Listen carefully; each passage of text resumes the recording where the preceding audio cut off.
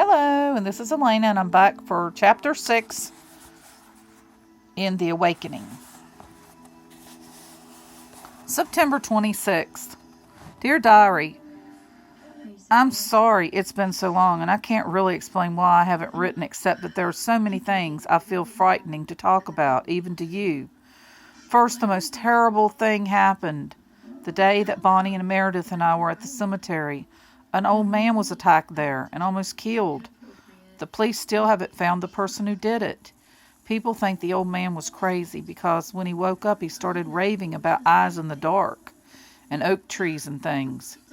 But I remember what happened to us that night, and I wonder, it scares me. Everyone was scared for a while, and all the kids had to stay inside after dark or go out to groups.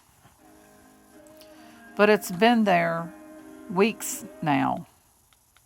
It's been there 3 weeks now. And no more attacks. So the excitement is dying down. Aunt Judith says it must have been another vagrant that did it. Tyler Smallwood's father even suggested that the old man might have done it to himself. Though I would like to see somebody bite himself in the throat. But mostly what I've been busy with is Plan B. As far as it goes, it's been going well. I've gotten several letters and a bouquet of red roses from Jean Claude. Meredith's uncle is a florist. And everybody seems to have forgotten that I was ever interested in Stefan. So my social position's secure. Even Caroline hasn't been making any trouble. In fact, I don't know what Caroline is doing these days, and I don't care. I never see her at lunch or after school anymore. She seems to have drawn away from her old crowd completely. There's only one thing I do care about right now, Stefan. Even Bonnie and Meredith don't realize how important he is to me. I'm afraid to tell him. I'm afraid they'll think I'm crazy. At school, I wear a mask of calm and control. But on the inside, well, every day it just gets worse. Aunt Judith has started to worry about me. She says I don't eat enough these days. And she's right. I can't seem to concentrate on my classes or even on any fun like the haunted house fundraiser. I can't concentrate on anything but him. And I don't even understand why.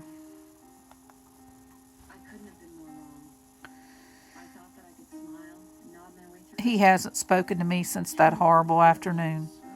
But I'll tell you something strange. Last week in history class, I glanced up and caught him looking at me. We were sitting a few seats apart.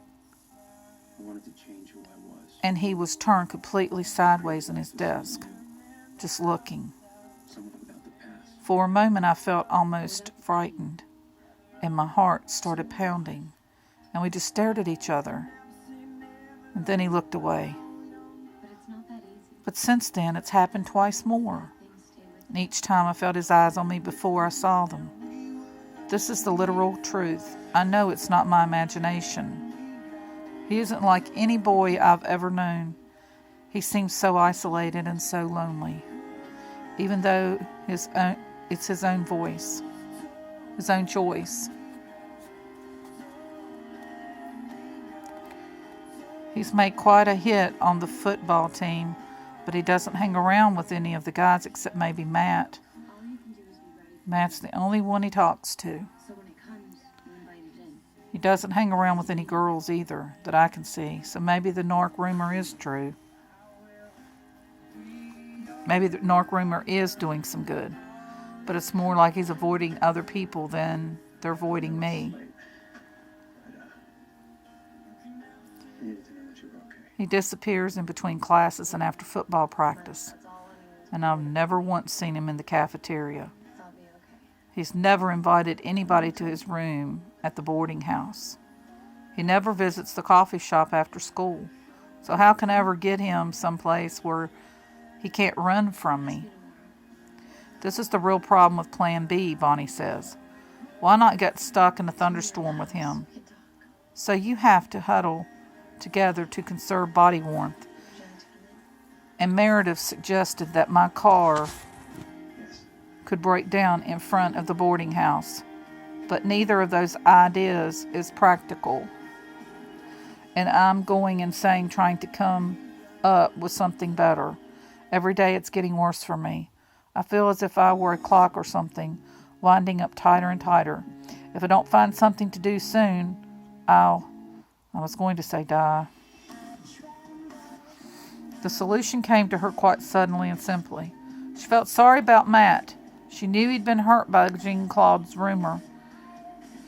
He'd hardly spoken to her since the story had broken, usually passing her with a quick nod.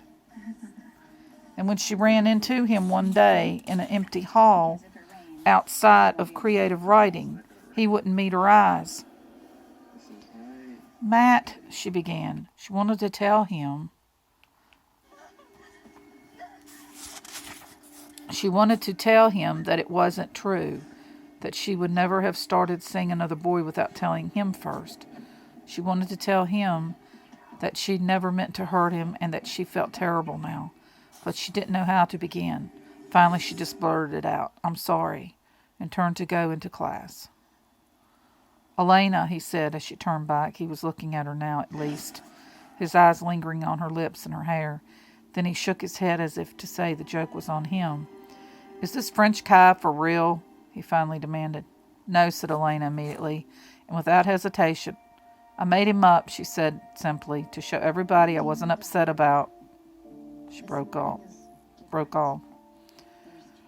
"About Stefan. I get it." Matt nodded, looking both grimmer and somewhat more understanding.